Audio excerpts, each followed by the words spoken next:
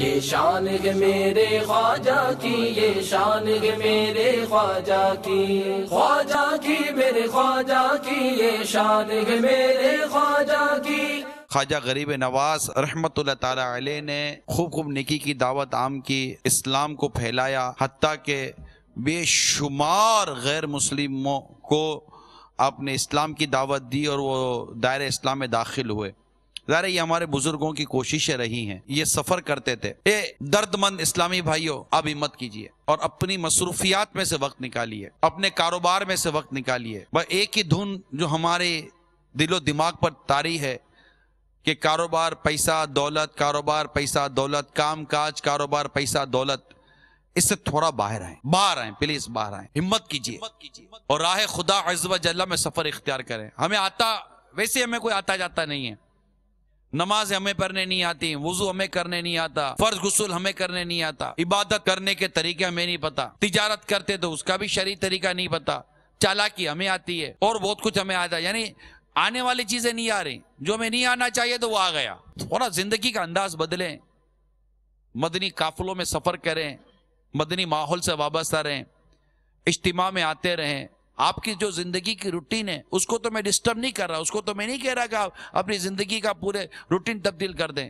جو روزگار، کاروبار، کمانے کا آپ کا جو انداز ہے، وہ جو حلال ہے، جائز ہے، وہ اختیار رکھے۔ کسب حلال کی اہمیت کا انکار تو کوئی بھی نہیں کرے گا، لیکن یہ کیا بات ہوئی کہ صرف مال کمانا ہی زندگی کا مقصد ہو جائے، تفریح اور کھیل تماشا ہی زندگی کا مقصد ہو جائے، نمازوں کا وقت آئے چلا جائے، ہمیں اس کی کوئی پرواہ نہ ہو، جھوٹ بولیں تو کوئی پریشانی نہ ہو، غیبت کریں تو کوئی گھبراہٹ نہ ہو۔ یہ زندگی کا انداز، کون عقل مند کہے گا کہ یہ انداز زندگی درست ہے؟ یہ تو اپنے مقصد سے ہٹنے والی چیزیں ہیں۔ تو برائے کرم اپنے مقصد حیات کو، زندگی کے مقصد کو سمجھنے کی ہم کوشش کریں۔ اللہ تعالی ہمارے گناہ معاف فرمائے اور ہمیں اپنی صحیح زندگی گزارنے کی توفیق عطا فرمائے، اخلاص نصیب ہو کہ جو عمل کریں اللہ کی رضا کے لیے کریں۔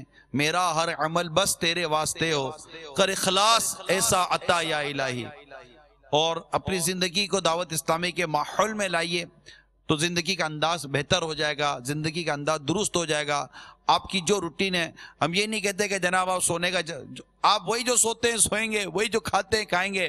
یہ ہوگا کہ اگر سونا غفلت بھرا ہوگا تو نیکیوں بھرا ہو جائے گا، کھانا گناہوں بھرا ہوگا تو نیکیوں بھرا ہو جائے گا، اگر زندگی کا انداز گناہوں بھرا ہوگا تو صاف ستھرا ہو جائے گا۔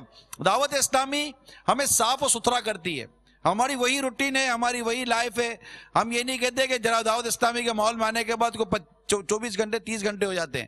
آپ کے وہی گھنٹے رہیں گے، وہی سونا، وہی جاگنا، وہی دن، وہی رات، سب کچھ وہی رہے گا، لیکن آپ خود فیل کریں گے کہ میری زندگی کا انداز بدل گیا ہے۔ مقصد انداز کو بدلنا ہے۔ کوئی اتنی بڑی چینجز روٹین آف لائف میں نہیں آتی، لیکن وہ اس میں مطلب کہ پیورٹی آ جاتی ہے، اس میں خوبصورتی آ جاتی ہے، اس میں جو اسلام و دین کی جو روح ہے وہ آ جاتی ہے۔ تو برائے کرم سنجیدگی اختیار کریں، سوچئے کہ کہیں گناہوں بھری زندگی کا انداز یہ مجھے دنیا اور آخرت میں ذلیل اور رسوا نہ کر دے۔ کوئی پتہ نہیں زندگی کی آج آخری رات ہو، یہ لمحہ زندگی کا آخری ہو، سانسیں ہماری پوری ہو رہی ہوں، کوئی 200-500 سانسیں رہ گئی ہوں، کسی کی چند ایک سانسیں رہ گئی ہوں اور وہ پوری ہو جائیں گی اور وہ انتقال کر جائے گا۔ تو مدنی قافلوں میں سفر کی نیت کریں، نیکی کی دعوت عام کریں، مقتۃ المدینہ سے رسالے لیں، پڑھیں، سمجھیں، انشاءاللہ تبارک و تعالی دنیا اور آخرت کی بے شمار برکتیں نصیب ہوں گی۔ اللہ تعالی عمل کرنے کی توفیق عطا فرمائے اور ہمیں مسجد کی حاضری نصیب ہو جائے۔ بس آپ اذان کی آواز آپ کے کانوں میں آئی، اب ہر کام چھوڑیں، مسجد کا راستہ لیں، نماز پڑھیں۔ شاہ جود و سخا غریب نواز، میرے مشکل کشا غریب نواز۔